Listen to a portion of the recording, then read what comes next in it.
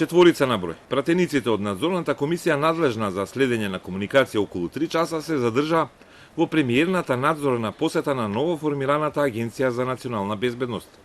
Иако УБК е расформирана, АНБ се уште не е преселена и се наоѓа во истиот простор во МВР.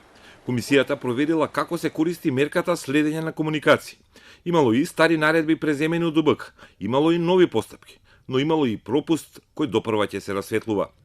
Би апелирал за разбирање, бидејќи е навистина класифицирана информација, да не излегуваме во јавност. Од правен аспект е дилемата како во кој даден момент треба да се направи прекин на наредбите од старата институција и продолжување на наредбите од новата институција. Има одредени разлики.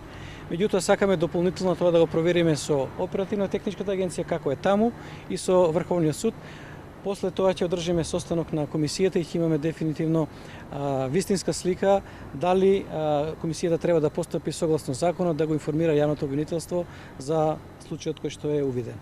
Директорот на АНБ Виктор Димовски ги пречекал пратениците, но не излезе пред новинарите. Ќе почека да ги слушне изјавите на пратениците, па доколку има потреба ќе даде свој коментар. Дали пропустот е сериозен или не ќе се знае откако комисијата ќе ги согледа сите факти.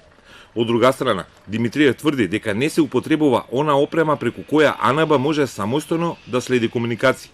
Она што поради скандалот со прислушувањето доби име жолти комбиња. Разговаравме и на таа тема, можам да ве информирам дека во моментов Агенцијата за национална безбедност не ги користи тактичките средства за прибирање на информации по тој основ. Димитриев не сакаше да ги коментира информациите за несоодветни и за партиски вработувања во новата АНБ, затоа што е во надлежност на другата собраниска надзорна комисија.